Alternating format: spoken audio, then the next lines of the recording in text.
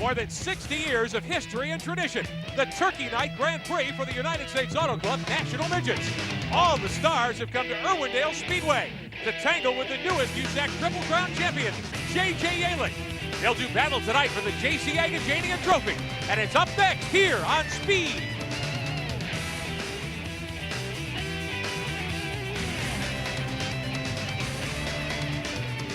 Happy Thanksgiving, everyone, and welcome to Irwindale Speedway in Irwindale, just north of Los Angeles, California. Great to have you with us for a slice of short track history, the 63rd running of the Turkey Night Grand Prix.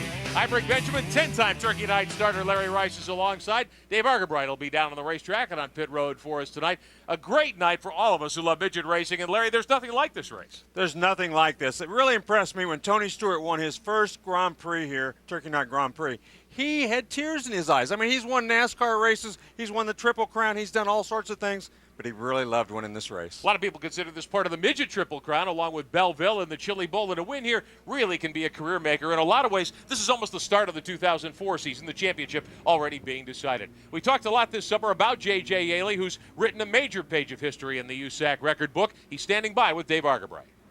It is the name that's been on everyone's lips this year, J.J. Yaley. It's been a spectacular season, 24 wins, all 3 national championships. But this is the Turkey Night, one of the biggest races in all of short track racing, and you haven't won this thing yet. What would it mean to you tonight to finally get her done? It'd mean the world to me. You know, this is by far one of the bigger midget races that's still left to run, and you know, there's a lot of great race car drivers won this race, and I'd love to add my name to the list on that beautiful trophy on the front straightaway. Now, you're going to go stock car racing, we understand, next year. We're not going to see J.J. Yaley around. Are you going to miss us? Oh, I'm going to miss this, and you know, the plan is still to be able to run some open wheel stuff. You know, I was talking earlier with Steve Lewis and Dan Davis at Ford, and you know, hopefully I'll still be able to run maybe this race, the 2025 next year, maybe the Copper World too. So, you know, the guys at Gibbs Racing are going to be real nice and let me run a couple times. You know, I'm not going to take too much advantage of it like Tony might have done before, but you know, just looking forward to the opportunity that they're going to give me, and I don't want to get things mixed up too much between the stock cars and the open wheel. Well, it's been a great year. Don't get tired of this guy yet. We're going to hear a little bit more later from J.J. Yaley. Back upstairs, guys. All right, thanks, David. I'm sure we'll hear a lot from J.J. as the seasons unfold. And Larry, we talked about history at the top of the broadcast. This is the 63rd renewal of this great event. Many of the Western Racing Association guys have brought their vintage restored midgets out. And they have some beautiful cars down there. I mean, they've got sprint cars and midgets and just about everything. And some of those midgets bring back some pretty good memories for me. Some of them I actually drove. And it wasn't that many years ago. That's right. There was even a track roadster down there, which I got a kick out of seeing. I'd seen pictures of them before. That was the dominant race car here in California for a long time. Certainly was. And look at the crowd. The J.C. Agajanian boys, they do a great job here. They get all the crowd to come out. It's always been a very good crowd, even at Ascot now out here. It meant a lot to me years ago to come to Ascot Park. The very last season it was open in 1990 and watch a CRA sprint car race. And a little later on, we'll take a look back at that final Ascot Park Turkey Night Grand Prix, the 50th running of that race back in 1990. Meantime, we're about set to go racing tonight. And again, a happy Thanksgiving. I'm sure all the leftovers have been put away now, and that last turkey sandwich has been eaten. We're about set to get down to business. That's right. Time to go racing right now as we're putting on the Midget Semi-Feature Constellation race right now, getting ready to go. Qualifying race, I guess we should call it. The final 10 starting spots in the Turkey Night Grand Prix, which is 100 laps in length, by far the longest USAC National Midget feature of the season, will be up for grabs right here. And we've got a great field of drivers. Some surprising names have to run the semi tonight. It's pretty amazing. I mean, you have such a good quality of field. Jay Drake is in this, Josh Wise is in this, AJ Fike, so there's a lot of really good racers. Dane Carter's in here too. Here's your starting lineup. Brian Olson in the 77 from Puyallup, Washington in his own Ellis Ford. Tom Hessert III from Cherry Hill, New Jersey, just 17 years young, in his Kiko Engineering Beast Stanton Mopar. Second row, Josh Wise in the 94 from Riverside, California. That's a Beast Pink Chevrolet. And A.J. Fike from Galesburg, Illinois, the RFMS 69 car. That is a Beast with a pink Ford. Third row, Bud Kading from Campbell, California. The TST Motorsports Beast with a Gertie Ford. Matt Streeter is from Manteca, California. That's a Beast Pink, the 97. Fourth row, Matt Mitchell has the 37 car from Yorba Linda, California. The Auto Research Esslinger 37 car. Tom Meserol from San Jose in the 10. That's Jack Walker's Stealth with an Esslinger motor. Row 5, Todd Beach from Donaldsville, Ohio. His first USAC start at age 16. One of the Beach Boys cars, that's the 15. Jay Drake in the 71 from Valverde, California. The Stuart Coons chassis with a Stanton Mopar. Next row, Travis Roberts from Evergreen, Colorado. The Wintergreen Construction Beast with an Esslinger. And Robbie Flock, great West Coast driver, the 10X from Murrieta, California. That is a Stealth and an Esslinger. Next row, AJ Felker from Jeffersonville, Indiana, the 37X. That is a Stealth with an Esslinger. He is the car owner, too. And Dane Carter, one of Poncho's boys from Brownsburg, Indiana. Bob Hartman's 17. That is a Dryden chassis with a Gertie Ford. Next row, Stuart Birkenbein in the 02. He's from Boise, Idaho. Dave Birkenbein's TCR Ford, the 02. Mike Simpson from Apple Valley, California in the 59. That is a Stealth with a Gertie. Final 2 rows, Glenn Carson from Newark, California. Doug Box, 26. That's a Stealth chassis with an Esslinger. And young Courtney Kurtz from Crawfordsville, Indiana. We've seen her a couple of times this year. Eddie Griffith's 41 car. That is a Beast with a Gertie. Pete Davis and David Byrne shotgun on the field back in row number 10. Davis in the 00 from Pleasanton, California. Dave Byrne is from Schulzburg, Wisconsin. High school student, Larry, hoping to make his first USAC start That's tonight. right, a high school student. So these young kids, Todd Beach, young guy too, 16 years old. So a lot of young guys in this race. And this is a good place to come learn. You might as well run with the big boys if you're going to learn. Safety car with the lights out, diving in, ready to go racing on the half mile here at Irwindale Speedway. 12 laps, the Midget semi-feature. 10 drivers will make the Turkey Night Grand Prix. Glad to have you with us. We are underway on speed. And every position that you gain here, it's not only that if you run in the top 10, every position you gain here is just one you don't have to gain in the feature race. So these guys are going to be racing for the win. They want to get up front. 3 wide, heading to the front straightaway. Josh Wise to the bottom will grab the lead on lap 1. Yeah, did a nice job. This racetrack, it looks like the bottom groove is working much better than the top groove. We've seen the top groove be the fastest groove here for a long time. But the last couple of days we've been watching these guys, it seems like the groove has moved down. Tom Hessert back in 3rd spot after starting on the outside pole, watching action back around 10th spot. Bud Kading there in the 57. The 37 is Matt Mitchell, that blue car. White number 10, Tom Meserol from San Jose. 3 cars battling. Yeah, Bud Kading is running in that 10th and final transfer spot in that red number 57, so he can't afford to let any of those guys get around him if he wants to make this feature race.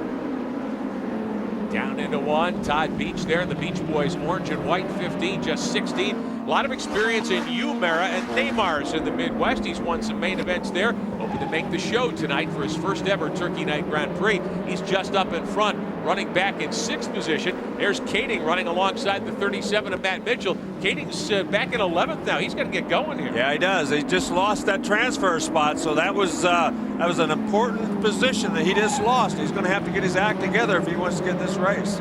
The 37 car up in 7th spot. Make that the 57. Matt Mitchell in the 37 back in 10th. The 10 car, Tom Meserol 1 spot back, and then there's Kading lurking back there, another spot out of the 10 that'll make the show. Yeah, Meserol now's finished, or he's fallen back to 10th spot, so he now is the one that's on the bubble and has to watch out. Taking the cross flag, 6 down, 6 to go. Josh Wise with a good lead. Ryan Olson in the 77 runs 2nd. He's almost a quarter track back. 3rd is Tom Hessert, the 3rd. He looks to be in good shape to make the show tonight. Jay Drake is up to 4th. Todd Beach is 5th. AJ Fike is 6th. Then Streeter is 7th as they shuffle those positions. Fike now back to 7th. Streeter getting by him for 6th. Yeah, and you can see Jay Drake, he did not qualify very well, but he's moved up nicely since the start of this race. He's running right on the bottom. That's Tom Hessert in the red number 5 that he's trying to get around right now. But the good thing about this racetrack is you can run a couple of different grooves, and if your race car is set up right, either one's just as fast. Car number 10, Tom Meserol, running in 10th position. He would be the final qualifier right now. Matt Mitchell and AJ Felker are directly in front of him, and Bud Kading back in 12th in that red and white 57, the TST car. Yeah, he's really struggling right now for whatever reason. He just doesn't seem to be able to get going. 2 laps to go next time by as the field moves through 3 and 4. Good battle down low. That's Kading in the red 57. Some trouble there. A couple of guys sideways momentarily. Yeah, we had 2 guys. That was AJ Felker, I think, that got in the back of Meserol. Both of them got a little sideways. White flag is in the air for Josh Wise as we watch the battle out of 3 and 4. 2nd spot belongs to Olson. Hessert is 3rd. This is the action back around 10th spot. Matt Mitchell in the 37. Fike is 8th. Meserol 9th. And A.J. Felker is 10th. Checkered flag waves over Josh Wise. We'll see how the rest of the field comes across the line. 10 cars make the show. Jay Drake finishes 5th. Yeah, and Dane Carter trying to get around A.J. Felker right there at the line. Did not make it. He's not going to make the feature race, I don't believe. Wow. Drake in 5th. Streeter 6th. Mitchell 7th. A.J. Fike 8th. Tom Meserol and A.J. Felker, the 10 drivers who make the show. Mike Simpson, Dane Carter, Travis Roberts, Bud Kading finishes 14th.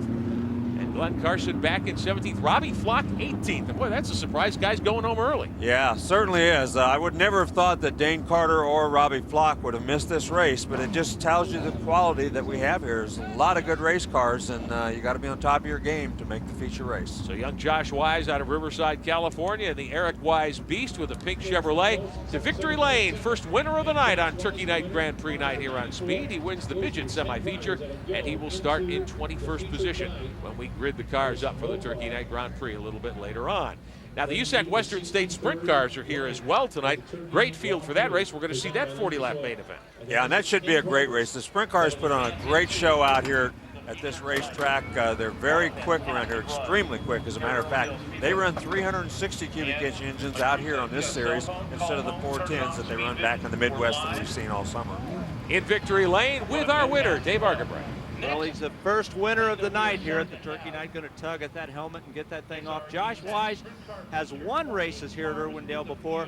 What about tonight, Josh? You've got a long way to go to try to win the Turkey Night. What kind of a night do you expect? Oh, I don't know. We're just tuning on this thing and got it going a little better there than we have all night. So hopefully we can get a little better for the main event and see what we can do from there. We're starting a ways back, so see what we can do. Now, you've won races here. What's the secret here at Irwindale to getting it done? You just got to have a car that's working really good, you know, and just depend on what the track's going to do and what kind of adjustments we make and what kind of adjustments other people make. It's going to kind of depend on how everything plays out, I guess. Now it becomes a chess match back here in the pits. Josh Wise. Now, Wise certainly had it figured out. He started in the second row, third spot, second row inside, jumped to the lead in the first lap, and no one had anything for him, Larry. No, he certainly did. And he literally ran away with that race. He did a great job. So he, you know, I think he's pretty much ready. It depends on what everybody else does right now, just like he said. Of course, a 100-lap main, a long race, no pit stops, a lot of time to get to the front if your car is working well. We'll be back, showing you the USAC Western State Sprint cars when we continue here on Speed. Prix is being brought to you tonight by Lucas Oil, the world leader in heavy-duty and high-performance lubricants. Back live on Speed at Irwindale Speedway in Irwindale, California. Coverage of the 63rd Turkey Night Grand Prix for the USAC National Midgets. A little cool. It's been a wonderful day here. Hope you and yours have had a terrific Thanksgiving Day, and we appreciate you staying up late with us tonight. Larry, so much history here. 62 runnings of this great event coming into tonight. You ran in at 10 different times. It's been at a variety of racetracks. Well, it certainly has. Of course, Ascot being the most famous. It was there for a long, long time. Everybody still thinks with awe about Ascot Park. I mean, there's no doubt about it. That was, you know, I was never around when they ran it at Gilmore and any places earlier than that. And they've run it several places since then. But still, I think when people think of this race, they think of Ascot Park. Now, though, this, you know, Irwindale is becoming the new home. Sure. I mean, in the last 3 or 4 years, they've gotten great crowds. They've started to build back up because it did fall off a little bit. The crowds fell off a little bit when Ascot went away, but look at this crowd right now. Huge crowd, so it is coming back. Well, this is certainly a racing tradition on the West Coast, and it's a race I've looked forward to coming to for a long time. Pleased to be here tonight. Let's take you back to the very last running of a USAC Midget race at Ascot Park, 1990, November 22nd, the 50th annual Turkey Night. Last race ever recognized that guy, Jeff Gordon, driving USAC President Raleigh Helming's Pepsi Midget that night. Yes, and he looks a little younger right there. But he ran his place pretty well, let me tell you. Parnelli Jones, former Indy 500 winner, his sons PJ and Paige with him there before the start of the race. PJ Jones had the outside pole, and Stan Fox, an old friend of yours, was on the pole in one of the Steve Lewis number 9s. Well, Stanley Fox could run Ascot Park. There's no question about that. A few guys, that place was a very, very tough racetrack to learn how to run. And once you mastered it, it seemed like you never forgot how to run it. but getting it mastered in the first place, that was the tough part. I'd heard it spoken about for so many years. Got to go to a CRA sprint car race that last year. What I remember is everyone talking about how good the surface always was at Ascot. Well, it was, you know, the fog rolls in and the moisture stayed in the racetrack all the time, but it had very tight corners. You had to get it down in there and get that race car bent, as they say. You had to throw it in there and get it around the corner. And Stan Fox, he learned to master it pretty early in his career out here. Fox got by P.J. Jones in that 21 late in the going, and Fox won the final Turkey Night Grand Prix at Ascot Park, the 50th annual, and that was it. And we were talking to J.C. Agajanian Jr., the son of the legendary promoter at Ascot for so many years. J.C. Sr. Gone for 20 years now, which is hard to imagine, but he was saying how that night no one wanted to leave. It was the last race ever there. No, unfortunately I wasn't there, but that's what I heard. Everybody hung around real late. They were tearing boards off the bleachers. I mean, they weren't going to use it again, so it didn't really matter, but they, you know, people were taking the signs. They took a little bit of everything, and he was telling us also that they had just telephone poles that were painted that a couple guys sawed off, and they sold them for like $1,000 on eBay a couple of years ago. Well, now there's a new tradition building here at Irwindale Speedway. Maybe we'll show you those vintage cars again. That car that Stan Fox won that last Ascot Park race with is here tonight in that line of vintage cars. We'll be back to show you the USAC Western State Sprint Cars on Speed. Welcome back on Speed with Larry Rice. I'm Rick Benjamin. Dave Argerbright downstairs, ready for the USAC Western State Sprint Car main tonight. Part of the Turkey Night Grand Prix. 40 laps. We'll ride with Jason Leffler, who's going to be on the outside pole here for this one. Right? Well, of course, that's a good guy to ride along with. He's got a lot of experience. It's good to see him back running. I mean, he's run a few open wheel cars off and on, but he came back here and he's going to run both midgets and sprint cars tonight, so that's a great deal for us. We saw him at Raceway Park a couple of times this summer in one of the Zarunian cars. And we will show you the starting lineup for this 40-lap Western States main event here in just a moment. 360 cubic inch motors in the Western States sprint cars as opposed to the national cars. Yes, they're smaller engines, and some of these guys who run normally back in the Midwest had to put their dirt car motors in. Bobby East has the pole. McLaren Enterprises Beast Ford. Leffler starts alongside the Western Speed number 60. Second row, Mike Trimble, San Jose, California, the 15. His own Beast Chevy. Aaron Pierce from Muncie, Indiana, the Sam Pierce Beast Chevrolet. Row 3, young Mike Lewis from Noblesville, Indiana, the defending Turkey Night Grand Prix winner. The other Western Speed car, that's the 40. And Tyler Walker from Los Angeles in the 67, the Zarunian Beast Pink.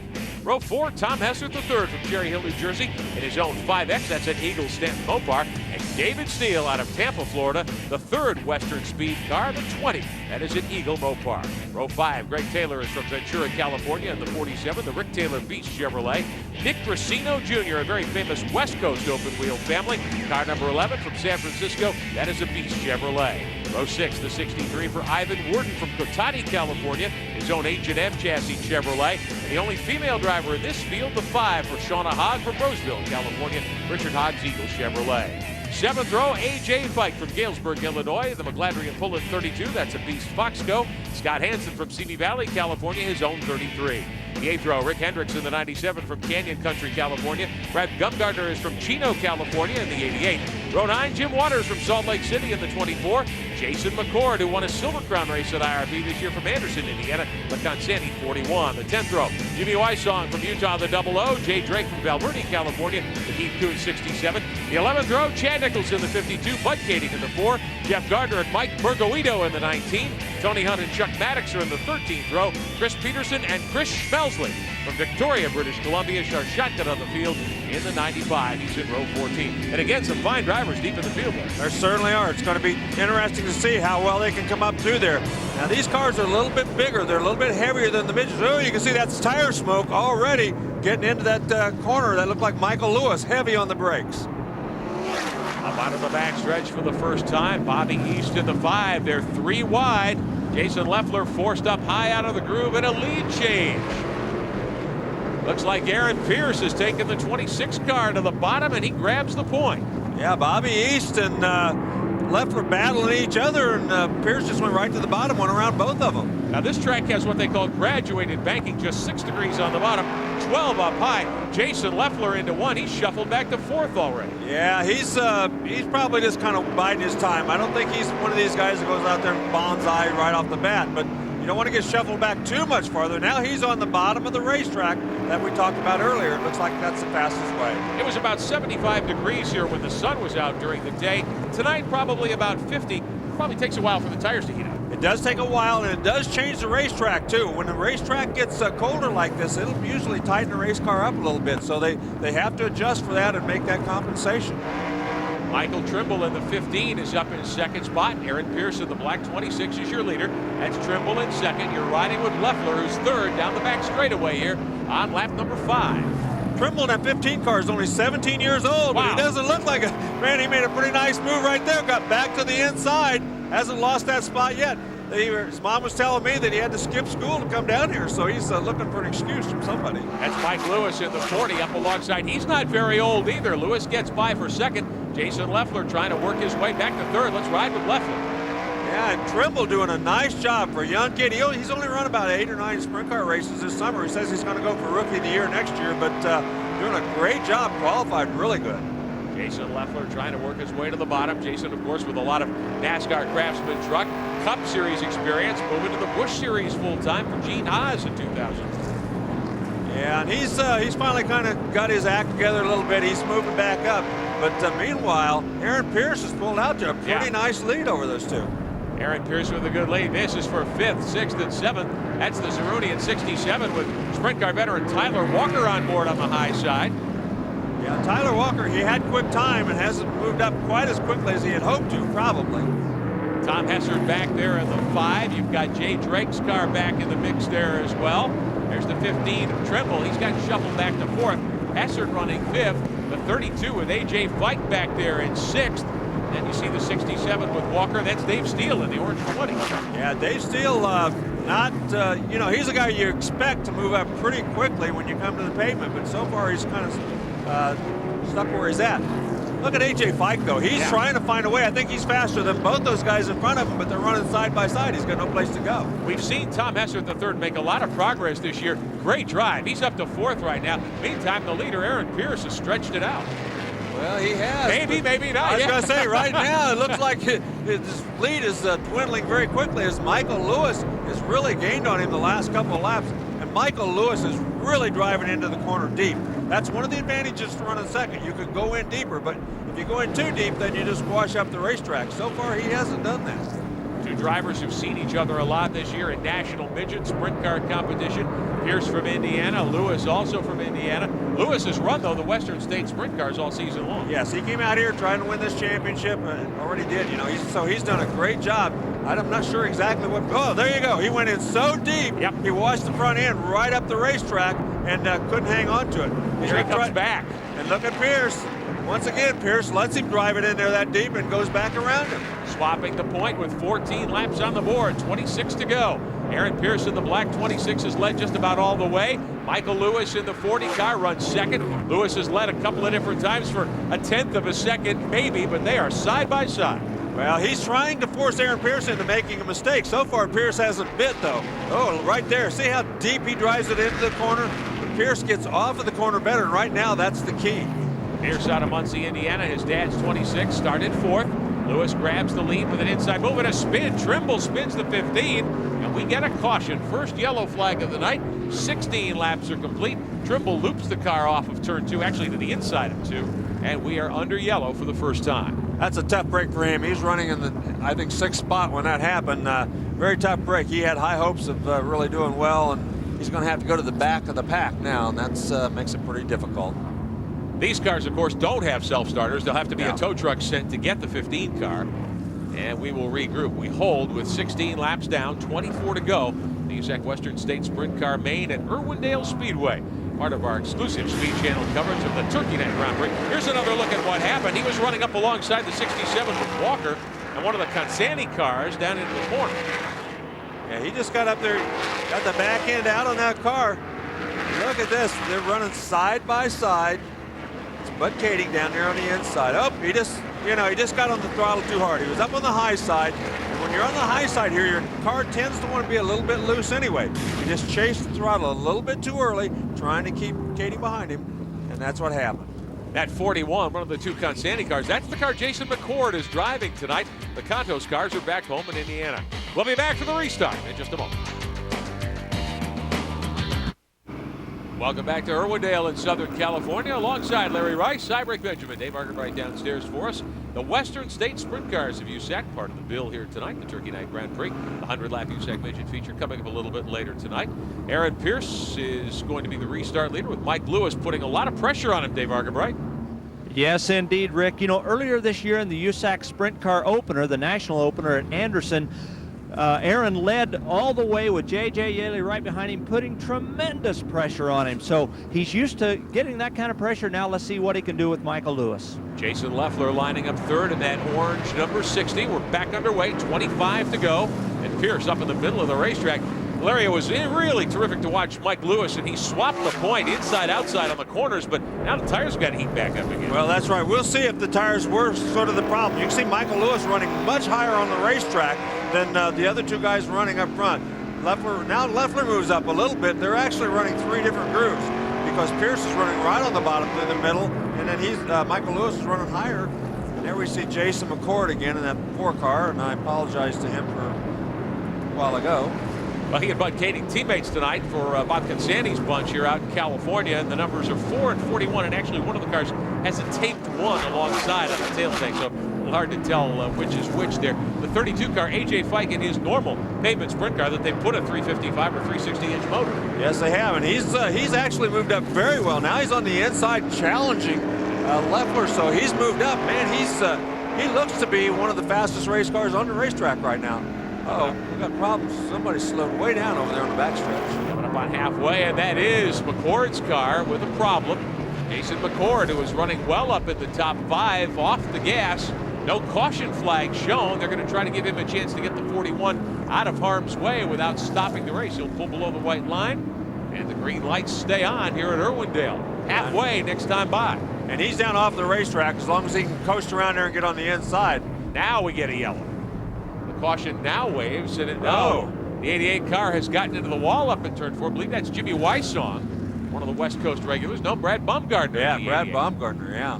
So he's looks like he got in there pretty hard, hit with the right front. So his day is going to be done. Tough break for him. Baumgartner out of Chico, California, put that car hard into the wall. He is okay, wheel off, and he's unbuckled and started to climb out, but the right front of that car is going to need some hefty repair work. Second yellow of the night, halfway. Yeah, he's running about in the top 15 somewhere. He wasn't challenging for the lead yet, but he was having a pretty good run until he got up into the, got up into the wall. And of course, he's knocked the right front corner off of it, so it's a tough break. Started back in 16th spot, got up to 15th, and gained a spot before ending up in the wall between turns 3 and 4. So, second caution of the night in the USAC Western State Sprint Car feature. We'll be back with more of the Turkey Night Grand Prix. Well, Brad Baumgartner's Beast going out on the hook. That car will have to be shipped back to Bobby's shop for a little repair work on the right front corner, Larry. Yeah, somebody's going to have to work on it because it's not going to run again like that. So, tough break for him.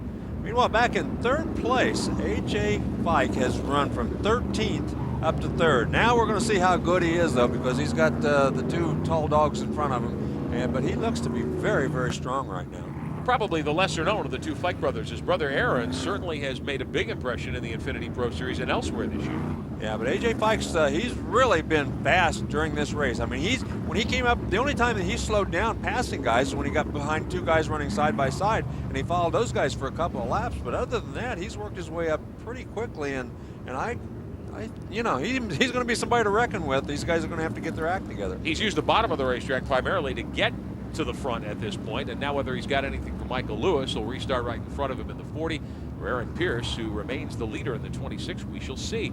We didn't run many laps under green in that segment of the race. Pierce and Lewis had put on a terrific battle in the first 10 or 12 laps, and then things have kind of settled down since then. Yeah, Michael Lewis continues to try to run the top part of the racetrack.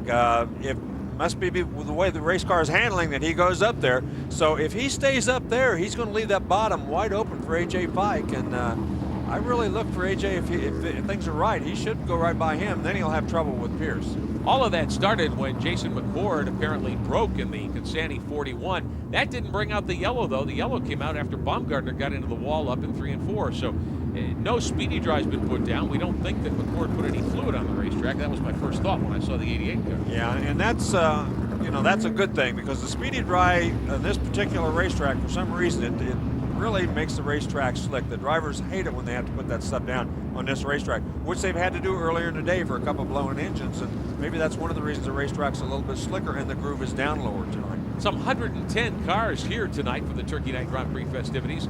The West Coast Ford Focus Midget Series ran earlier in the day. The Western State Sprint cars and 43, 44 USAC National Midgets here to contest the Turkey Night Grand Prix. It'll be halfway next time by. They revert to the last completed lap, so 19 are complete, 21 to go. The green is waving once again. Michael Lewis continues to run the top. A.J. Fike does go right to the very bottom, but the momentum, the good thing about running the top is you do have more momentum, and it seems like you can get down the straightaways a little faster, and that's what's happening right now. Fike on the bottom, he gets into the corner and through the middle, but Michael Lewis has that momentum off the top, use that bank. But look at that. Looks like this time he got it done. A.J. Fike getting to the inside of Michael Lewis for second. Lewis will come right back at him. Meantime, Pierce continues to lead. Tom Hessert the third. The 17-year-old runs in fifth position. Steele is sixth. Walker seventh. Greg Taylor, Jimmy Waters, and Jay Drake your top 10. Well, the first 6 or 7 cars all still running nose to tail, so there's no real runaway winner or leader in this event so far. Jason Leffler up high. You're riding with Leffler down into one. Continues to run fourth, but Tom Hessert putting a lot of pressure on him. And now A.J. Fike right up on the back bumper of the 26 of Pierce. Right, and it doesn't matter how low Pierce goes, A.J. Fike just goes lower now and is clear down below the white line, but couldn't make that pass. When you get below the white line, I think it does level off a little more, so it's a little tougher to run down there. And they did that on purpose. They didn't want you running below that white line. Just 6 degrees of bank at the bottom here. It's only 12 up high. 6 degrees barely enough to let the rainwater run off on a wet day. Leader is still Pierce. Second is Fike. Third is Lewis, Leffler, and Hessert. The rest of the top 5 were past halfway. But look at Michael Lewis. He's not gone away. He's still right there, and he's hanging on. You know, he's just running just fast enough to make these guys worry. And, you know, he's still got a great chance to win this thing. Oh, he got up into the wall a little bit right there. White Walden coming off turn 4. We'll see if that caused any problems to the 40 car. Doesn't look like it. He's still on the button, but Fike in the red 32 up to second. Well, we'll see. No, he looks like he's still running fast. He just barely did enough to rub off the Hoosier tire sign on the side of the tire. That's about it. Aaron Pierce, though, still leads. 14 to go. Battle is for second. Michael Lewis, he's going to go to the bottom, right? Man, he made that look easy when he went to the bottom, but look, here we see it again. No, not that time. Fike could not get back around him. If you're new to open wheel racing, that's what's called a slide job, but to make it work, you've got to close the door and not let the other car get back past you. That's right. Certainly doing the slide job, you know, on a racetrack like this where the groove is kind of up a little bit higher, it works really well a lot of times. Aaron Pierce continues to lead. Lewis for the moment second. A.J. Fike runs third.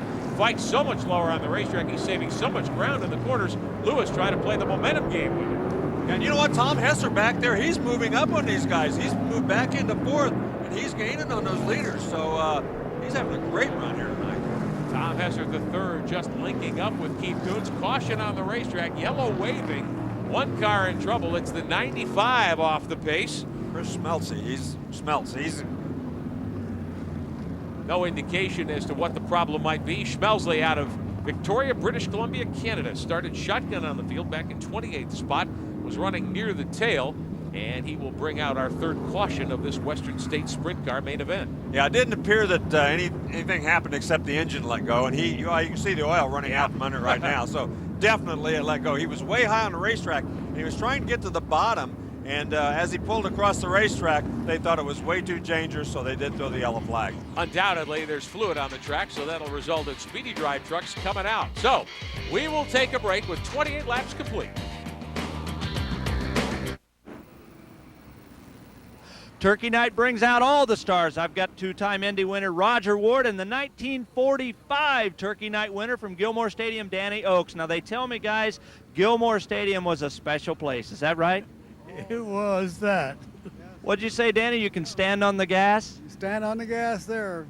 Great memories from Gilmore, then Ascot, and now here we are at Irwindale. Isn't this a great place? Oh, yes. It's a nice track. It's a beautiful racetrack. It's the prettiest racetrack in the country that I've seen. You know, Roger, you weren't fortunate enough to win this race, but I'm sure that you ran it quite a lot. Well, Ran it a couple times. Nothing quite like the Turkey Night, is there? There's many big races all year, but this is really a special night.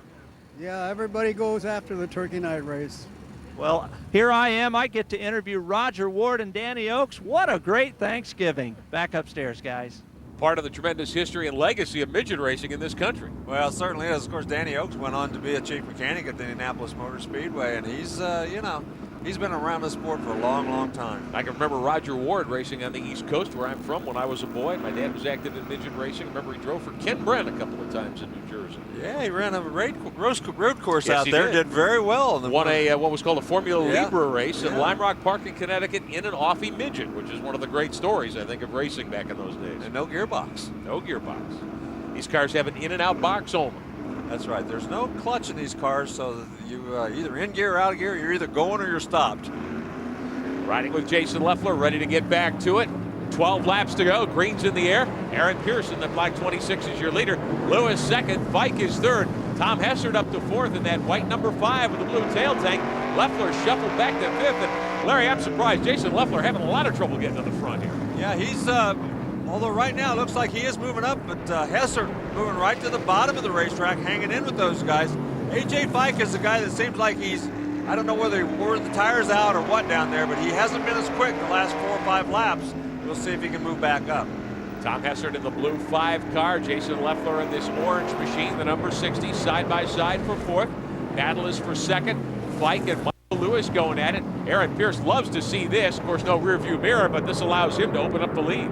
See, and right there, Michael Lewis just got a little bit too high. When he got too high, he got up in the marbles and he lost a lot of ground. That allowed A.J. Fike to go back around him. Now he's got to go battle with him all over again.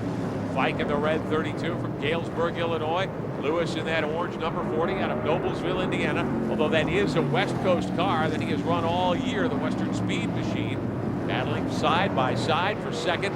And Fike just can't get a grip on the bottom of the racetrack anymore. Now, and Aaron Pierce, he just has a handle on this thing tonight. He is hasn't really been challenged except for that one time when Michael Lewis got up there and gave him a couple little slide jobs.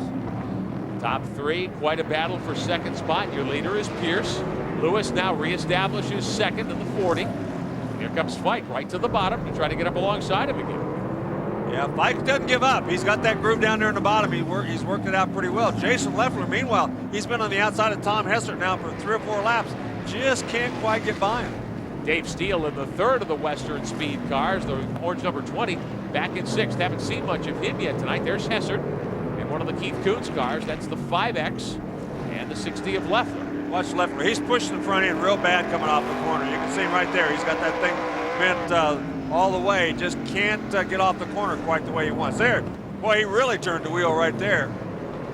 Pierce in that black car, your leader. Now Lewis reeling him in once again. Laps winding down. 5 to go, and the car length gap is about 3 this time. And Michael Lewis is relentless on that top. He may make this thing work after all. After we said it wasn't quite as quick up there tonight, he's proven us wrong. Now, when you play the momentum game, the longer you run, the faster you get. That's right. You just can't make a mistake up there, though. You can make a little mistake on the bottom, but up there at the top, you've got to be absolutely perfect, and he has been here for the last few laps. There'll be 2 laps to go this time by down the back straightaway. Pearson, the 26, has led virtually all the way. Lewis battled with him in the first 10 a couple of times.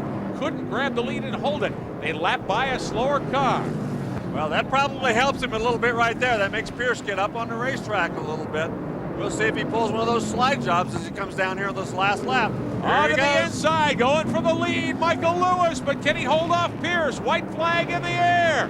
Pierce by a radiator cap. Well, he tried the old slide job, and he'll try to do it again. Now then he goes to the bottom. Oh, Pierce sideways, down into 3. Here's Lewis. They touched wheels. They touched wheels again as he moved him up. Lewis with the lead out of 4. Checkered flag in the air. Michael Lewis will grab the win in the last 2 laps. Wow, what a move by Michael Lewis. They touched a little bit, but I'll tell you what, he made a very nice move. He went someplace where he didn't really want to run, and that was the bottom. And when you can run in the place you're not the fastest and make the pass, you've done a heck of a job. And that shows why you never give up in a short track. Exactly. You just keep knocking away and knocking away, knocking at that door, and he did a great job. Aaron Pierce giving him a thumbs up on the way by. That was a great battle between two young guns. Yes, it was. And if Aaron Pierce had thought that it was not a good pass, you would have known it right there, believe me. Got another look at the pass for the lead in the final couple of laps. Here they are down into 3. Lewis in the orange car goes below the white line. See, he goes down there. Now Pierce comes back by him down on the bottom side of the racetrack.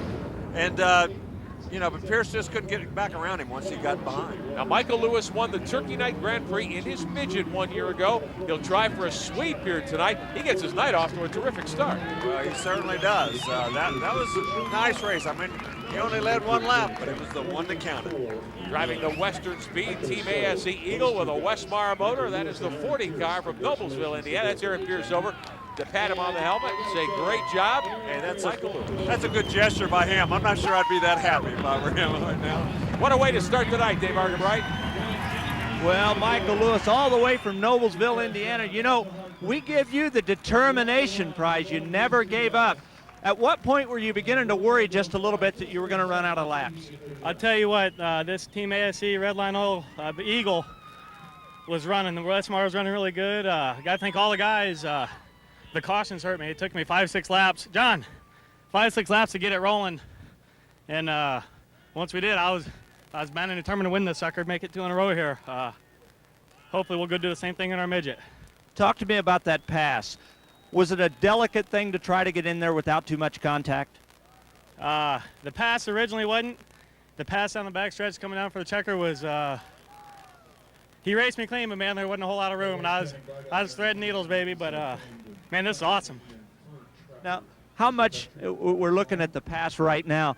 Tell me about, again, were you concerned at all when you saw that traffic? Were you concerned that you couldn't use that to your advantage? Yeah, I was hoping the traffic would come sooner, but I just needed laps to get this thing rolling. You know, we needed, the long runs are really great. I got killed on the restarts, but man, this is awesome. That's a fun race, Aaron. That's fun. Now, Michael, let me ask you, how much does the emotion of winning the first race tonight carry over to the second? Oh, it's just a huge, a ton of momentum. You know, we won the midget race last year, and that was unbelievable. That's what this race is all about, and hopefully we can go out in here and get 2 feature wins tonight. We'll see. Now, let me ask you about next year. One last question. What about next year? What do you have lined up as far as stock cars? We hear different things.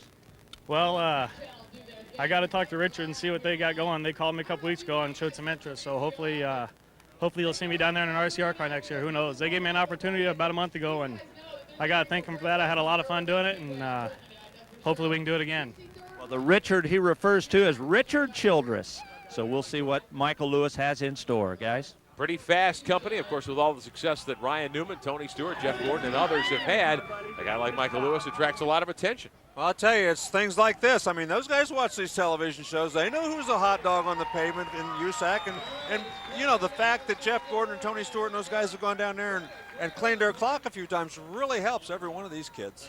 Your top 10, the Western States Sprint Car Main, 40 laps in the books. Lewis the winner, Pierce runs second, Fike gets credit for third, Tom Hessert the third, 17 years of age, great run. He has just improved steadily all season long in midget sprint cars, everything we've seen him in. Leffler gets fifth. Steele never a factor in sixth, and I'm surprised at that. Well, you know, he just, Dave Steele, one thing about him, if that race car is good, he's going to drive the wheels off of it. If it's not perfect, then he's not going to crash for you either. He's going to run it as fast as it'll go. Jeff Gardner, Rick Hendricks, Tyler Walker back in ninth with a quick time, and Jim Waters, your first 10. Dave Argabright standing by with a driver who had to settle for second tonight. Well, I know from your seat it probably wasn't a great finish, but I got to tell you, what a terrific race. I know you're disappointed, Aaron, but tell me about that pass and a little bit of contact. Any problem with that? No, I don't have a problem with it. It's actually quite fun. I'm not disappointed with second. I had a great run. Second time I've been here, and you know, Michael runs here all year long, and we had a great car, and we was one of the cars to beat all weekend, and just had a great night and a great Thanksgiving, and congratulations to Michael. You know, your dad just built a brand new dealership right there on the outskirts of your hometown, Muncie. It's kind of nice to bring a little bit of that Western money home, isn't it? Oh, yeah, it is. We like to take it whenever we can. Now, what about next year, Aaron? Talk to us about your plans. We're going to run a full Silver Crown series and all the sprint car stuff, and looking into some Infinity Pro Series stuff. So I've got a big year next year coming up. You did say a moment ago about Irwindale, this only being your second time here. Do you learn a little bit each time out and try to come back and be a little better? Yeah, last year we were out here. I was out here with Mike Blake, and we had a decent race car, and I think we finished like 7th. But it's good to come back and be a contender every time we, go to the track. And I just had a great weekend, and I'm glad to finish 2nd. That's a great outlook, and after a great race. Great run, certainly, for young Aaron Pierce, who certainly has got a full calendar for 2004, and he's a driver we'll see a lot of, I'm sure. He did very well in selected starts this year. Yeah, he's come back very well. He's done a great year so far this year. Big crowd on hand tonight. We're glad you're with us, too. Live coverage of the Turkey Night Grand Prix. We'll be back on Speed.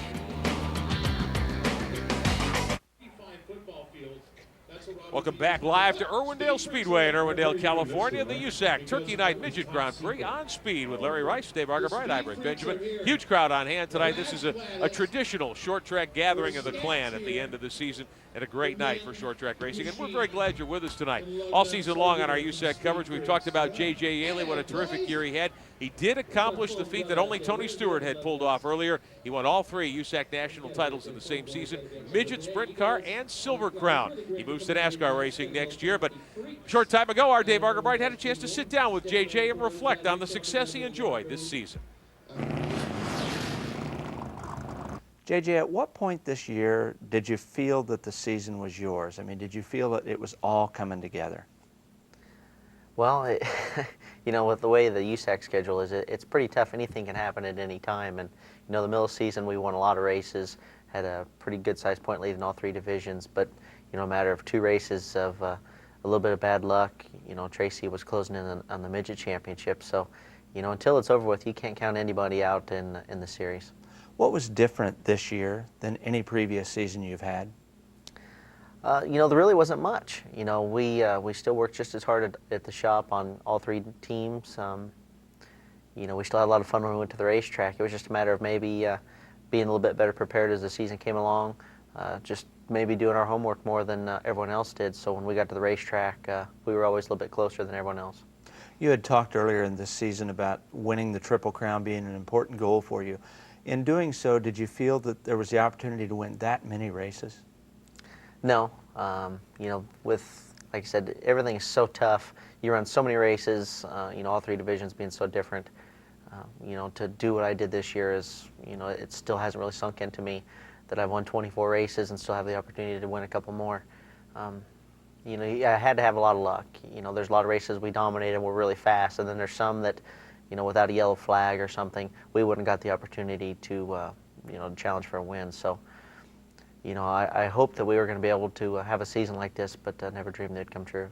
The number of wins that you had this year, do you think that's going to be something that's going to take some time to sink in?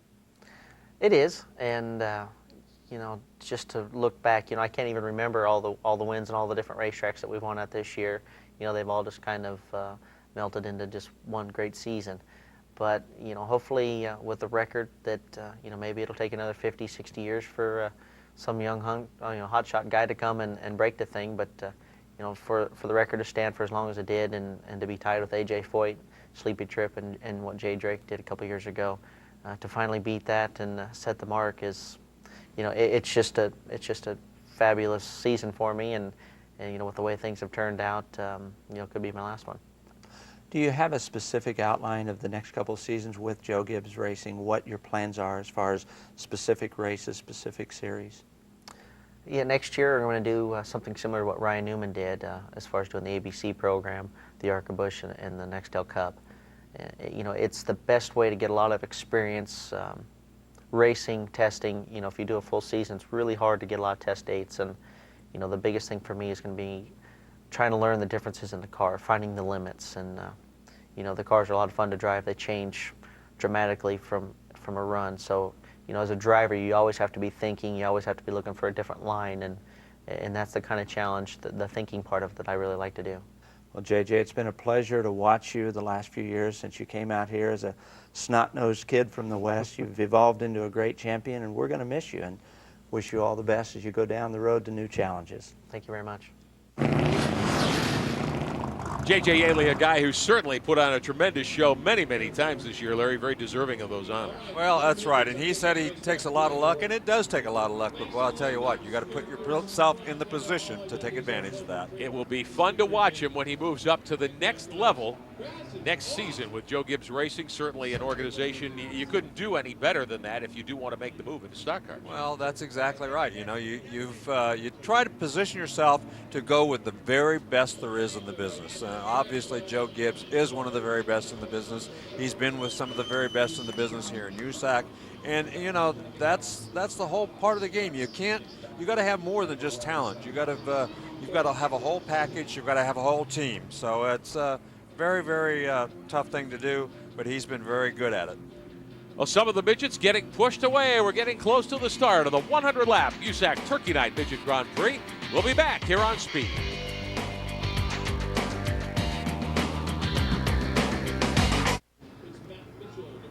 Back live at Irwindale on Speed. Coverage of the USAC Turkey Night Midget Grand Prix, the Mopar Turkey Night Midget Grand Prix, presented by Lucas Oil. We've talked a lot tonight about the history of this great event. This is the 63rd renewal. It was originated years ago by the legendary promoter J.C. Agajanian. Dave Argerbright, it's now a second generation of Agajanians that stage this event. Absolutely, Rick. This is just about the coolest racing trophy I've ever seen. That's J.C. Agajanian's hat they have. Here's the Agajanian sons. We have Chris, Kerry, and J.C. Jr., as we called, well known as Jay. Yeah. Tell me about that hat and how that trophy came about. Well, I'll tell you what, Doug Stokes saw fit to want to do a trophy like this, and he said there needs to be a J.C. Agajanian trophy, and we need to do something special. I went up to my mom, who lives up in Beverly Hills, and I said, can we go into my dad's closet, and can we get one of his hats? She said, I'm sure he'd like that, and you have my blessing. We went in and got one of my dad's original hats, a hat that's been at Indianapolis, a hat that's been at all the racetracks, and we brought it out, and Doug Stokes saw fit to get it bronzed and put it together, and it just turned into a beautiful trophy dedicated to J.C. Agajanian and the Turkey Night Grand Prix. And I know it's an emotional trophy because there's genuinely an attachment. Kerry, tell me about the history of this race. How'd they start the Turkey Night? Well, in 1934 at Gilmore Stadium, right in Los Angeles, this race started. And it went on for many years, and then in the 1950s it stopped because Gilmore Stadium closed, and our dad resurrected the race in 1955 in Gardena, and then of course through Ascot, and now here at beautiful Irwindale. So this is one more year, and it'll be 50 years that our family has promoted this race. Well, the Agajanian name is magic in this sport. We're just happy to be here and share this night with you. Back upstairs, guys. Terrific family. It was really a treat to chat with J.C. Jr. a while ago. I've known Kerry for a number of years. Yeah, this family has a rich tradition. They're all wonderful guys. You know, their father was a great guy, and truly they are a part of Southern California racing. And you know, I like every one of them. Kerry Agajanian's been a big part of motorsports for everybody. I mean, he helps motorsports in a lot of ways that people don't know about because he's a lawyer, and he defends a lot of cases that really help all of us guys. Represents a lot of drivers. He was the first commissioner of the Indy Racing League. Many Yes, have forgotten that back in 1995-96. Let's show you the starting lineup. 30 cars and drivers ready to do battle, hoping somebody will get their name on that trophy at the end of the night. Ron Schumann has won the race 8 times, not in the field tonight, but we have some former winners here. Defending race champion Michael Lewis will start on the outside pole. Jerome Rodela in the 25. If you're riding with him right now, he will start outside row number 2. Bobby East has the pole out of Brownsburg, Indiana. One of the Steve Lewis Beast Pink Fords, the 19 car. J.J. Yaley in the 9, his teammate. We heard from him a moment ago. Yaley has to start pretty deep in the field here tonight. Yes, he does. He did not qualify all that well, but believe me, he's going to be working his way up through there pretty quickly. I talked to him a little earlier, and he said he wasn't sure exactly what his problem was. He thought when they put all that oil dry down earlier in the day, it really kind of upset the race car, and they just never have got a handle on it since they did that. So let's take a look at your starting lineup for the 63rd Mopar Turkey Night Grand Prix presented by Lucas Oil. And the front row, Bobby East in car number 19. David Steele in the 29, along with Leffler. He'll start back in row 3. First 2 rows, East and Michael Lewis. Steve Payton in the 0. Jerome Rodela in the 25. You saw Leffler and Steele, the 129 and the 29. They are in Dino Tomasi's cars in row 3. The 4th row, Garrett Hansen from Manhattan Beach, California in the 76. Ron Gregory out of Noblesville, Indiana in car number 22. Row 5, Aaron Fike out of Galesburg, Illinois. The RFMS 32, Teddy Beach of Donaldsville, Ohio. The Beach Boys 125. Row 6, Brad Kuhn from Avon, Indiana. He's a rookie in this race in the 74. Former champion Dave Darland out of Lincoln, Indiana in the Guardian Racing number 8. 7th row, Cole Carter from Brownsburg, Indiana. The Carter Racing 7. Tony Hunt is from Fair Oaks, California. The Bob Rosen number 4. The 8th row, veteran Tracy Hines from Newcastle, Indiana. The Wilkie Pack 11. And Rick Moss out of Linwood, Washington in car number 50. The 9th row is J.J. Yaley from Phoenix in the Steve Lewis 9 car, the series champion. Billy Weiss out of Noblesville, Indiana. Talk about youngsters, high school students in Bill Weiss's number 12. Row 10, Ryan Durst from Lincoln, Nebraska. Race rookie in the 51, the Durst Motor Company car. Veteran Wally Pancratz. Talk about a contrast from Orange, California. Ray DeVos 29X. There's the traditional 4-wide grid as we get ready to go green. Row 11, Josh Wise from Riverside in the 94. Won the transfer race earlier. Ryan Olstrom from Puyallup, Washington in the 77. The 12th row, Tom Hessert from Cherry Hill, New Jersey in the 5. Todd Beach from Donaldsville, Ohio at age 16. The Beach Boys 15. The 13th row, Jay Drake from Val Verde, California in the 71. Matt Streeter in the 97. Row 14, Matt Mitchell from California in the 37. A.J. Fike out of Galesburg in the 69.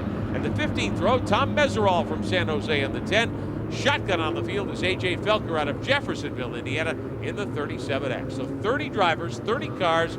Great competition, Larry Rice. Great competition. Before we get started, we want to offer our condolences to Shirley Boyd. Johnny Boyd, all around great guy, great friend of mine, and a lot of guys in this business. He passed away recently, and we just want to offer our condolences to the family. Certainly Johnny Boyd much missed, especially here on the West Coast. He was from Fresno, I believe. From Fresno, you know, he's a great ambassador for the sport. He was a little bit of a temper, but that goes along with driving race cars, I think. Well, there you see Bobby East in Steve Lewis's 19 car, Michael Lewis in the 40 alongside. Now, does Lewis have an advantage? He ran so well in that sprint car race. I would think he'd know where it's faster tonight. Well, and he knows what he wants to do. That's the most important thing. He won this race here last year by running the same groove he ran in that race, and he knows now that it will work, so he'll be up there again. Steve Payton in the Black Zero starts third. Jerome Rodola in the 25 alongside. 100 laps to go. Glad you're with us on Speed. They're 3 wide and 2. And it looks like the black car that took the lead from the second row in the last race. As Payton goes to the bottom, he didn't quite pull off getting around those guys, but it looked very much like the move that Aaron Pierce pulled in the first race. Bobby East is your early leader. Payton in the 0 to the bottom. He wants the point. That's Lewis in the orange car up high. Look at him carry the left front wheel. Dave Steele up into the mix quickly in the 29. Yeah, he's running right about a car length off of the bottom of the racetrack. Michael Lewis running up. They're really running 3 different grooves. All 3 of the first 3 guys running 3 different grooves on the racetrack. That's Rodola there in the yellow number 25, shuffled back to 5th. David Steele is on the move. David Steele appears to be very quick right now as he's moved up several positions and now challenging for 3rd. And that's Michael Lewis that he's challenging. Steve Payton in the 0, right there in 2nd behind leader Bobby East. Yeah, well, riding along with Rodell now, and he's back there in 5th spot and trying to, he's trying to hang on to Dave Steele, see if he can run the same groove, see if he can figure out some way to get around him. Steele trying to work along with Jason Leffler in the 129. He's in the other Dino Tomasi car in this race. Maybe learned something as well from the sprint car main, in which he was never really a factor after starting up in the 2nd row. Bobby East with about a 4-car length lead. He certainly does, and he's just kind of hanging on to that lead right now. Everybody, it's a long race. 100 laps is a long way, but if you're one of those first 6 guys, you're doing okay. You don't have to get around anybody right now. But if you're deeper in the field, you better be pedaling pretty hard because these guys are pulling away a little bit. Payton now under attack. Steele in the middle of the racetrack in that black number 29 grabs 3rd. Quickly 3 wide. He's going to try the bottom on Lewis for 2nd. Yeah, you can see right now, that's Jason Leffler in that other black car that's coming up doing battle with those guys. He's in the team car with David Steele. Steele, one of the Mopar-powered machines in the field tonight, riding with Rodella in the 25. Shuffled back to 5th spot. 4th is Payton in the 0, directly in front of the car you're sitting in with Rodel. Yeah, right now Payton has moved back a couple of spots, but Michael Lewis back to 3rd. But look at David Steele, he's up there, and here comes Leffler's. He's going around Rodella. Bobby East in the 19 is led all the way, but David Steele out of Tampa, Florida, and that black number 29 wants the point to the bottom. Boy, he's looking pretty quick right now as he got down on the bottom of the racetrack. He's taking that lead, and Bobby East, you know, it looked like Bobby East just thought, well, I'm going to let him go right now. I'll hang on to him here. East looks like he's getting a little bit loose. This is awfully early in the race for that race car to be sliding the back tires like that a little bit. As we have seen so often this year from David Steele, when the car is hooked up, he's gone. That's right, if he's got that thing figured out, and he does a lot of the sitting up, he does a lot of the preparation of that car himself, and when he has it right, believe me, there's nobody going to drive it any harder than he does. One of the real tough things with midgets and sprint cars on the pavement is getting the stagger right. Because sometimes during the race, one tire will grow or get smaller or bigger. Boy, if you guess wrong on how much growth you're going to get out of that right rear, it could be a disaster. Watch the right front brake rotor on Mike Lewis's car. Lewis runs second in the 40. Is he using too much brake, Larry? Well, you know, could be. You can see both of his front brakes very, very hot. And the lower you run on the racetrack, the more brake you have to use. That may be one of the reasons he's ran a little higher on the racetrack. But the lower you run, and I know that J.J. Yaley told me last year he almost was out of brake pad at the end of the race. Now J.J. Yaley in the white 9 is the USAC National Midget Champion. He started back in 17th spot. He is on the charge. He is 8th now, gunning for 7th. He's right behind Aaron Fike. Well, we said earlier that he wasn't going to stay back there long. They had their trouble qualifying, and he had a little trouble getting his handle on things here. But once the green flag drops, you can't count him out. Now remember, they practiced and qualified in sunshine here earlier today. It's probably 20 degrees cooler tonight. That's a big change. Yes. So that's what happens. You have to take a guess, too. David Steele is out in front. 15 laps complete. You're watching the USAC Turkey Night Grand Prix.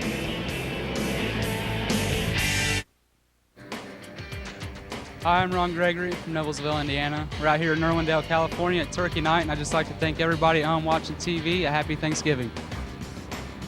And a happy Thanksgiving from all of us as well. We're glad you're with us tonight here at Irwindale Speedway. Coverage for the USAC National Midget Series. Quickly to Dave Argabright. Well, we talked earlier about Ascot. The Ascot Master right here with me, Ron Schumann. You won the Turkey Night an amazing 8 times. Now, you've retired from racing, but is that one of the accomplishments you look back on and say, wow, did I really do that? Yeah, definitely so. You know, before I won 2 in a row, AJ was the last one to win 2, and it's a great honor to be at this racetrack. Doug Stokes invited me over. Jim Williams, what a great facility, and the Agajanians, you know, to get to see them again. It's a big honor to be here, and just to be remembered, I guess. It's a big honor. When you win the Turkey Night 8 times, they remember you forever, Ronnie. Back upstairs. Now the president of the SCRA, the successor group to the CRA, the California Racing Association. He was an Ascot Master. He certainly was. Matt Streeter fell out with a flat right rear tire. That's the reason for the yellow right now. Tony Hunt also pulled in during this yellow flag. 21 laps are on the board. Cautions counting early in the race, riding with Rodella. He will restart in 5th. We're back underway. Steele is your leader. Lewis is 2nd. Bobby East runs 3rd. Steve Payton in the 0 right there at 4th. Jason Leffler wants to get in on the fun. He's running 6th. 4 wide, down into 3. Man, oh man, are they ever running? That's AJ Felker up there already. He started way deep in the field. So these guys really running all over the racetrack right now. And J.J. Yaley knocking on the door of the white number 9. Yaley up to 7th off the restart. Started back in 17th. He's gained 10 spots in the first 22 laps. Well, J.J. Yaley's one of those guys. He and Aaron Fike are battling for Driver of the Year. They have a National Driver of the Year standings that's separate from the USAC standings. And those two guys, and they count all the races all over the United States, I think 174 races. And those two guys battling for that championship, too. Yaley right in front of Rodella now, so he has moved up again. Bobby East right there in the 19. That is East in front of Rodella. Yaley back a couple of cars. There's Leffler in the 129, the team car to the leader, the 29 of Steele, and there's Payton in the 0. Yeah. On board Ron Gregory. Ron Gregory, he started back there in 10th. He's running just about where he started. Maybe lost a spot or 2, but so far running a pretty good race. They did not, they kind of had a handle on their car, and then they kind of lost it earlier in the day, so we'll see what happens here during this 100-lapper. Jason Leffler, high side, trying to get by Rodella in the 25. He's up behind Bobby East, who is the early leader. So Leffler on the move. He wants to move up into 3rd spot if he can get by East here. He's been very methodical. He hasn't passed anybody in bunches, but just slowly but surely, he's moved his way up, and now then he goes to the outside of Bobby East. Battling for third, fourth, fifth, and sixth. The East has third. Leffler is fourth. Rodella right there alongside him in fifth. Back there in sixth is Payton. Yaley is seventh in the white 9 car. And now then it looks like Leffler's going to pull that pass off.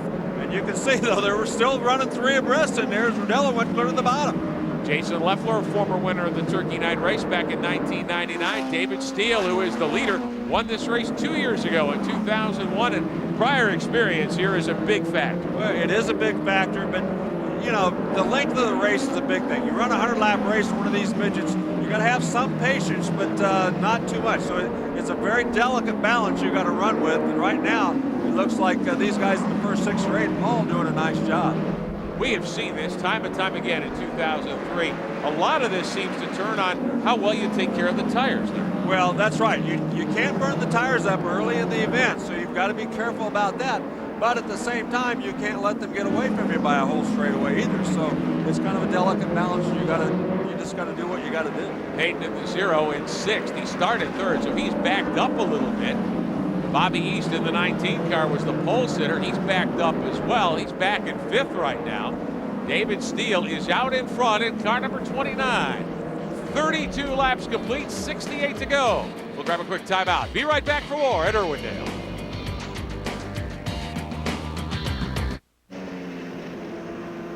Nine laps short of halfway, you're watching the USAC Mopar Turkey Night Grand Prix presented by Lucas Oil. Welcome back live to Irwindale with Larry Rice. I'm Rick Benjamin. Dave Argabright downstairs for us tonight. Capping off what's been a terrific season of USAC national competition here on speed. David Steele out of Tampa, Florida, grabbed the lead about 15 laps ago. Larry, nobody's had anything for that 29 car so far. No, so far that's a Mopar-powered car, and he's really had his act together. And like we said, when his race car is right, boy, he is tough to beat. And it appears to be pretty much right tonight. Now, the second car, Michael Lewis, he's got an Esslinger Ford in that car. And, of course, his teammate is running third. He also has a Mopar. There's Leffler in the 129. Jason started alongside Dave Steele. He has steadily moved his way toward the front as well. Mike Lewis, though, doing a great job in second, the defending race champion. As we mentioned, Steele won it here 2 years ago.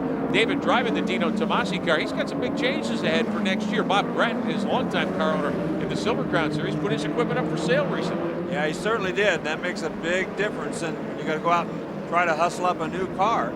And so he's going to go ahead and run, I think, well, he's going to run a Silver Crown car for Bob East. So that's one thing he's going to do. Of course, Tony Stewart's part owner in that operation. He's going to run Tony Stewart's sprint car on the pavement. So he's got a couple pretty good rides already picked out. Dave Argabright, I think that Bob East and his bunch have made a terrific choice in David Steele, don't you? Absolutely. When you go pavement racing, it's just hard to find anybody more skillful and confident than Dave Steele. Larry Rice, you're exactly right. He's poised to run Bob East's number 9 Silver Crown car, the 20 Tony Stewart sprint car on the pavement dates, and then returning the 29 Dino Tomasi car. So as much as his competitors hate to hear it, Dave Steele's poised for another great run at USAC next year. He's really good on dirt in the Silver Crown Series. He should be a title contender next year. Yeah, look Trouble. at this. Jason Leffler's off the racetrack in the 129. Caution will wave. Did Leffler spin that car? Did he have a mechanical problem? It looked like he just pulled down there to me. He's throwing the steering wheel. Doesn't look like he's a very happy man right now. So I guess we'll find out what happened. But he, Somebody must have helped Jason get that car down on the grass. I would say that it was not all his doing, whatever happened. So he universally recognized you're number one, Jason. That's right. So he's pulled that baby off the track. So let's take a look. As he went down to the bottom of the racetrack. Oh, it's lap traffic. Yep, contact there. Contact there, and looks like he bent something in the front end. Man, oh man, what a tough break. He was on the bottom, though, and the other car, I guess, did come down on him from looking at things from that angle. No question. The lap car didn't give him any room, came right down on him, ran into him. So, tough break for him. That's, once he doesn't have a chance to win, he just pulled out of it and said, heck with it, I'm out of here. Former winner of the race, Jason Leffler, was running third, and it does appear that there's something bent in there, having trouble getting the car out of gear so they can roll it. We'll take the opportunity for a quick break. We'll be back at Irwindale.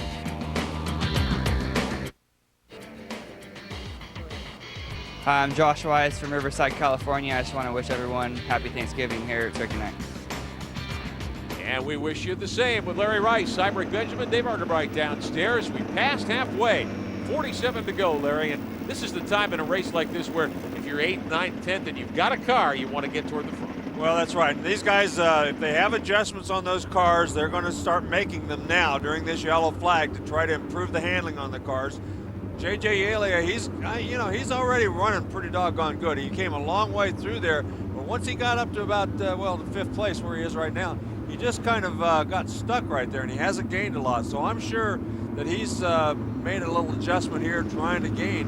And everybody's going to have trouble now because our leader, David Steele, has about 5 or 6 lap cars between himself and Michael Lewis. So those guys are going to have a lot of cars to get around before they can ever get up there and challenge him. Now Ryan Durst, Dave Darland will line up behind Steele, who is the restart pole sitter, but they are not on the lead lap. Quickly to Dave Arterbright. Well, we saw Jason Leffler pull off the racetrack. Jason, what happened? I just got tangled up with the 76 lapping him, and I don't know if he knew where he was going, but that's part of midget racing. It's a lot of fun to come back. I think Dino Tomasi finish line towing, and Bob Worthy builds a heck of a motor here, and we had a good car. It was a lot of fun. Some people might get the idea that when you come back and run these cars that it's just for fun and all that, but you look at it with some intensity, don't you? Especially here at Turkey Night. This is a race I grew up going to. My dad took me to, and got a lot of friends and family here, so in Southern California. So it would have been nice to win it again, but we'll go again next year. I'll just got to be more patient, I guess. Well, Jason Leffler, is always good to see him come back and run these USAC midgets. Jason, one of the fun guys. Certainly enjoy seeing him at the racetrack, and it was a pleasure to have him here with us tonight. Garrett Hansen drives the 76. He runs in 18th spot, and Leffler and the leaders were in the process of going by him at that point. Yeah, and he did have a fast car. I think he was doing something that a lot of guys don't do, and that was he's being very patient. And I think a lot of that comes from running the NASCAR races that are longer races. The younger guys really have to learn that patience is a big part of a 100-lap race like this. Caution laps are counting up until the last 3 tonight. We'll have 3 green laps to settle this thing if we get a late caution. 57 complete, 43 to go. We should be green next time by. Steele with lap cars behind him. Michael Lewis runs second. Jerome Rodella, Steve Payton, J.J. Yaley the top 5. If there's one criticism you might make about the year that Yaley has had, he's not always the most patient racer. Well, it serves him well in some cases, but he'll learn that when he goes down to NASCAR. He'll have to be a little bit more patient in some instances. And, of course, sprint cars is where he really shines, and that's why they call them sprint car races. You got to go for it. David Steele is the leader, quickly opens the advantage. The 51 of Ryan Durst not on the lead lap. That's Dave Darland in the red number 8. Next in line, Darland also not on the lead lap. He's back in 15th spot. So 14 cars are left on the lead lap. As we watch Michael Lewis back there in that orange car, he's the car number 40, trying to sift his way through the slower machines and get up so he can run again with Steele. Here's Yaley now to the high side. He's going to get by Payton. Maybe it's 3 wide. Well, those are lap cars that are in there, and it's very exciting when you get some of those guys running a little bit sideways, trying to thread the needle. Looked like he had it threaded, but so did Payton. Here comes Lewis now. He's working his way up on Darland to try to clear the lap cars and get up and run with Steele. All of this, of course, gives Steele another opportunity to jump out to an even bigger lead. Right, that's Rick Moss in that black number 50 car, also a lap car there. So these guys, it does get difficult. And when you get 30 cars on a half-mile racetrack like this, you're going to get some crowds going on. Moss in that 50. He's a standout from Washington State, the Western Midget Racing Association champion many, many times over. Payton in the 20, or rather Payton in the 0. Rodella in the 25. Here's Lewis in the 40, running second, but he's nowhere near Dave Steele at the moment. Rodella having a very good run as he's running there in third and hanging right on. J.J. Yaley in the 9 car has moved his way to 4th. He's got to work his way around Moss, the lap car in the 50. Yaley cleared Payton in the 0 a lap or 2 ago. Yeah, he and Michael Lewis are the 2 guys that seem to run the top of the racetrack and be very happy up there around the top of the racetrack. So, later in the race, especially if somebody should throw a little oil down at the bottom, those guys could have a heck of an advantage. Yaley also trying to get by A.J. Fike out of Galesburg in the 69. Started back in the 14th row. He's going a lap down now to the leaders as well. Payton takes the opportunity to come back on Yaley. Yeah, Payton's he's none of those guys not giving up. He's going right after him. There's Tracy Hines, And Cole Carter, right behind them or right ahead of them, is Beach. So those guys running pretty hard. They're 7th, 8th, and 9th. Teddy Beach in the 125 there. Tom Hessert in the red number 5. He's not a factor in this battle. Tracy Hines in the Wilkie Pack number 11, one of the Mopars.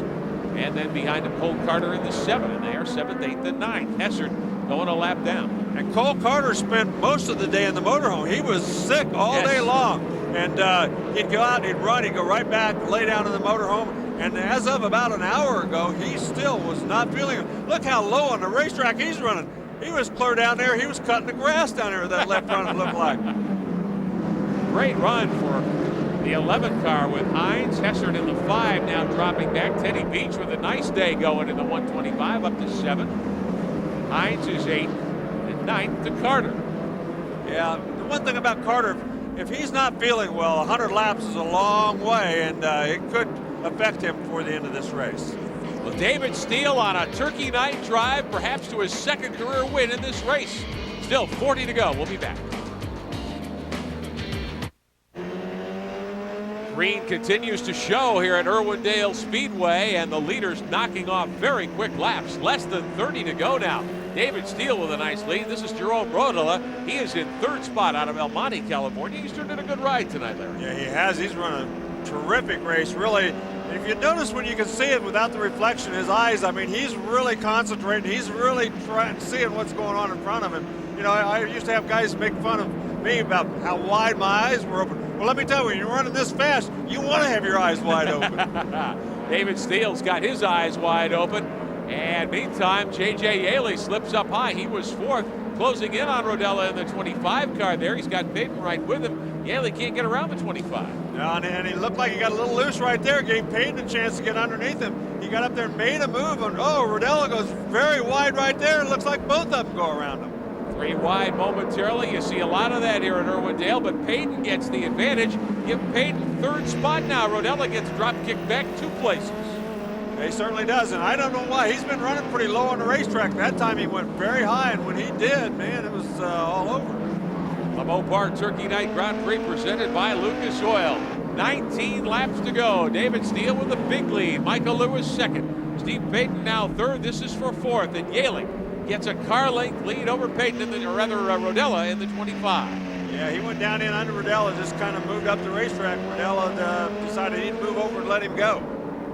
Now he comes back at him, the 25 car to the bottom. Again, that momentum game. Can you make the slide job work or not? Rodella this time gets the advantage. Yeah, right around the bottom. That's where he's been running all day long. And as long as he's got that bottom part of the racetrack, it looks like he's quicker down there. Not sure why he went in so high that one time, but it cost him 2 spots when he did. Bobby East in the 19 was the pole sitter. He's back in 6th position now there on the Steve Lewis car. His dad, Bob East, who builds these hugely successful Beast race cars in all 3 divisions, Midget, Sprint, and Silver Crown. He finished 2nd in this race twice many years ago. Yeah, he was a pretty good racer in his own right. Of course, a terrific builder right now. And his cars have always been the cars to beat on the pavement over the last several years. This is for 3rd. Payton in that 0 has the spot. Rodella in the 25 4th. He pulled away from Yaley, and a spin up ahead. One of the slower cars going around in the corner. That's the 74 car in trouble, and that will bring out a yellow, yeah. Brad Kuhn, who spun there, so the yellow flag will come out with only 15 laps to go. So it'll give everybody kind of a chance to regroup and give Michael Lewis a chance to maybe catch up with David Steele a little bit, give himself a chance to win this race. Kuhn going around over in the 2nd corner. He started in the 6th row from Avon, Indiana, the Fred James Beast with a Gurney motor. And he will need a push truck to get over there. Now, remember, the caution laps will continue to count until we reach 87. Right now, 14 laps to go. Safety cars out. We'll be back at Irwindale.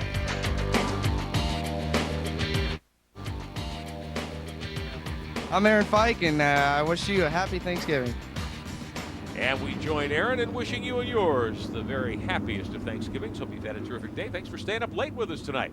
Alongside Larry Rice, I'm Rick Benjamin, Dave Argabright downstairs. Jerome Rodela carrying one of our onboard cameras. He'll restart in 4th position. David Steele is the pole sitter.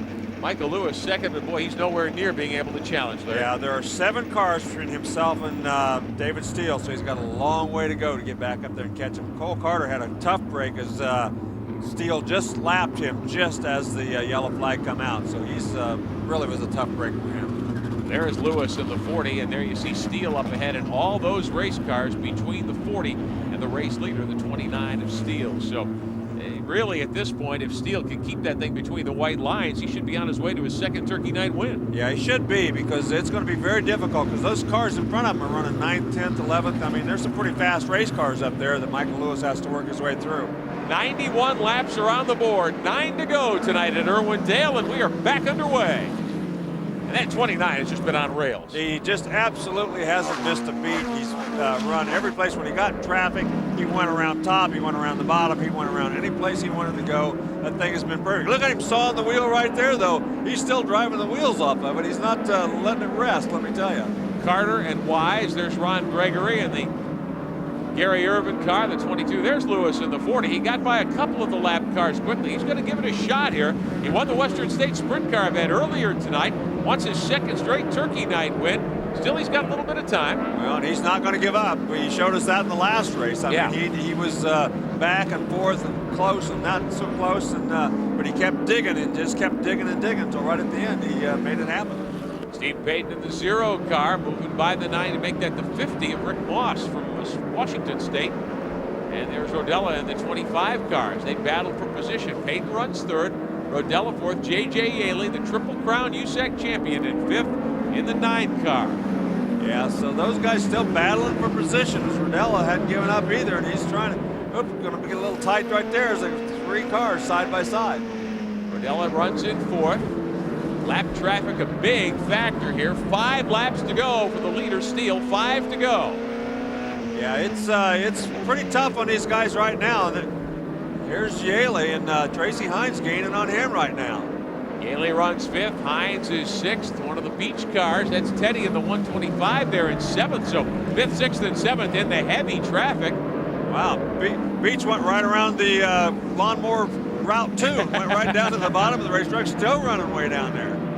5 wide as we get late in the going in the Turkey Night Grand Prix. Steele all alone, 2 to go this time by. The only other time I've ever seen anybody run this low on this racetrack is when there was so much oil in the racetrack, they just kept moving down and down. But Beach moved right to the bottom of the racetrack on both ends, really.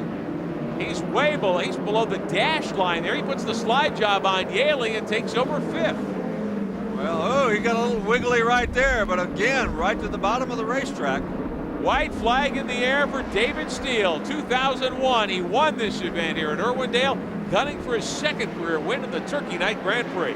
Well, certainly nobody was going to deny him tonight. He had that thing from the very first lap dialed right in, and nobody's going to stop him. From Tampa, Florida, David Steele scores his second career win in the Turkey Night Grand Prix, and a big wreck at the end. That's Tracy Hines in the 11. The 97 car also in some trouble. Matt Streeter from Manteca, California. They tangle on the final lap. Steele all alone heads to victory lane. Well, he did a terrific job. He's, like I said, he certainly earned it. Michael Lewis finished in 2nd. Payton ended up 3rd. Rodella, who had a terrific race, came home in 4th. Teddy Beach, Yaley, Bobby East, Tracy Hines gets credit for 8th, I do believe. Cole Carter and Josh Wise, the top 10.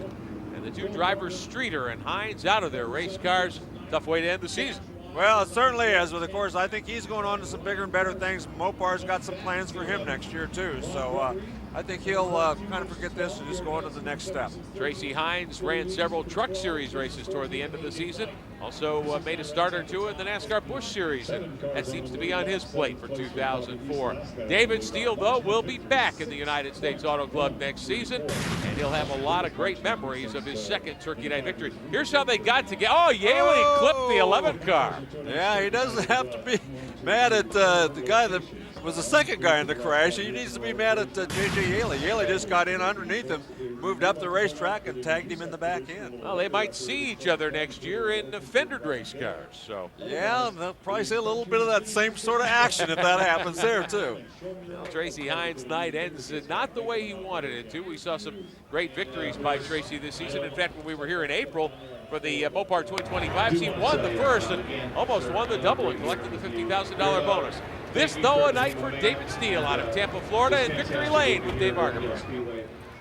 Well, now he has 2 Turkey Night victories. You know, Dave, I've got to tell you, I can't recall a time where I've seen such a spanking put on him like you did tonight. Tell me about it. I'll tell you what, I can't say enough. I mean, the car worked great all night long. Red Devil brakes, Penske shocks, Beast chassis. It was just, I mean, the car was good. Mopar power. I mean, we just had from start to finish, we just had a good combination. I can't say enough about the car. I mean, it was there. I mean, with our cockpit adjustments, I mean, they're just for fine tuning, but we could go from we could go from tight to loose with just like a couple twists of the knob. So it was pretty good. Did you tweak it very much? You talked about those adjusters. Did you have to adjust it much? Yeah, actually, we went. We got really tight there at the middle of the race, so we went full loose with everything we had in the cockpit, and it helped, but it was still tight. But the cautions held, the tires got cooled down, and it freed the car up. But then it'd go back tight again, and but it was good. It was still good. You won Turkey Night, man. All right. Hey, did you know what a lead that you had? I mean, did you get any signal at all? No, I didn't. On the yellows, I was looking up for my guys up in the stands, but there's so many people I couldn't. Nobody was waving at me, but you know, I thought, you know, as good as the car, I knew the car was working good, and you know, it was actually pretty easy to drive it around there for 100 laps. You know, when you got something working like that, so just a good way to end the year. Hey, you know, they told me to ask this question here. Has this thing got a Hemi in it? No doubt it's got a Hemi in it. It runs good, too. Sweet. Well, there's J.C. Agajanian Jr. with the Aggie Trophy, the bronzed Agajanian hat, and David Steele will get his second plaque on that beautiful trophy. That's right, and of course these cars do not have radios, so he didn't know who was close or who was behind him even, and they don't have mirrors, so you can't see back there. So it makes it a lot more difficult to run one of these cars on a racetrack, on a long race like this especially. And when you don't know you've got a huge lead, sometimes guys make mistakes. He did not. And no spotter, you're really on your own. A lot of people say this is real racing. Steele the winner, Lewis gets second. Payton, Rodella, and Teddy Beach the top 5. Yaley gets credit for 6 despite that contact with Tracy Hines, who ends up 8. Cole Carter, Josh Wise, the rest of the first 10. Back with more from Irwindale in a moment. Back live at Irwindale Speedway, the 63rd running of the Mopar Turkey Night Grand Prix, presented by Lucas Oil. Dave Steele, the winner for the second time in his illustrious career. Michael Lewis had a big night too, though, Dave Argabright. Well, not a bad night. My neighbor, he's my neighbor back in Indiana. Second and a first, just one spot short. Yeah, you know, the sprint car is really good. The midget, we were pretty good, but, man, we had nothing for Steele. He was hooked up. But got to thank Redline Oil, Team ASE, Esslinger Engines, all the guys at Western Speed Racing. You know, without them, we ran 4 cars tonight, and to come off with the 1-2 is not too bad. You know, you look like you were pretty fast, but is it a helpless feeling when you've got a pretty good race car and you can see him just continue to drive off? Yeah, that's the bad part. You know, at one point in the race, I felt like we were as good as we were going to get, and he just checked out. And driving a car like that's a lot of fun. You know, you don't get that very often, but we'll come back next year and try to do it again. Now, you had an unusual situation. You live in Indiana, but you wound up running the entire season in the Western Sprint Car Series and won that championship. Will we see you do that again next year? Hopefully you'll see me down south running some stock cars. I don't have anything final yet, but hopefully I'll be running some stock cars next year, and if we get a chance to come back around the open wheel stuff, have a lot of fun doing it. You know, USAC's got a very strong sprint car division out here. Is that a good education to come out here and run with these guys?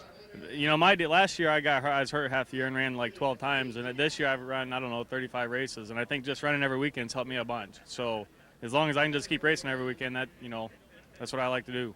Now, this was the last race of the week or the year for everybody. Is it kind of tough to finish second in that last one? Does that stick with you through the winter? Well, it's tough, but we gave them all we had, and we obviously didn't have what it took. So we'll come back and try to get them again next year. That's the sunny disposition that we know you for, Michael. A second and a first. Great night for Michael Lewis. Young guy who's built like a bull. He'll have no trouble wrestling those big stock cars. Right? That's right, and he is a great kid, and he was hurt most of last year and did not get to run a lot of races. Well, the fans certainly got their money's worth tonight here at Irwindale Speedway. We've got more stories for you from the Turkey Night Grand Prix when we come back. Back live at the Turkey Night, USAC's Western State champion this year, Steve Payton, finished third tonight. Now, you got a house guest, Dave Steele. Does that mean a big party tonight? Yeah, we got Dave staying all weekend, so it's gonna be a good time going home tonight, first and third, you know.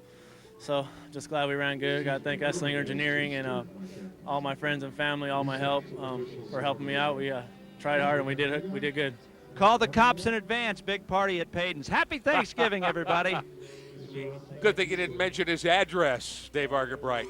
David Steele collecting the honors that go along with winning the Turkey Night.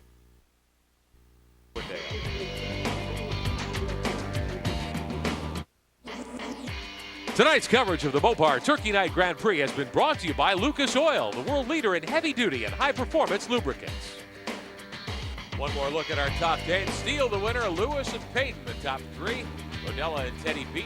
Yaley, Josh Wise with a nice run from the back of the pack to 10th. He had a good run. Remember, he had to start back in 21st, so a great run for him. Ryan Durst, Ron Gregory had one of our onboards tonight. Garrett Hansen was involved in that tangle with Jason Leffler. Yeah, he certainly was. Tough break for him right there at the end. Billy Weiss was up in the top 10 for a while before backsliding. Brian Olson rounds out the first 20. There's Matt Mitchell and Kuhn. Jay Drake back at 24th. Not a good night for him. No, he did not have a good night all the way around. Great run tonight for David Steele. We've thoroughly enjoyed bringing you USAC Racing all season long. Our year in review comes up in December. For Larry Rice and Dave Argabright, I'm Rick Benjamin. Thanks for being with us. Happy Thanksgiving, everybody.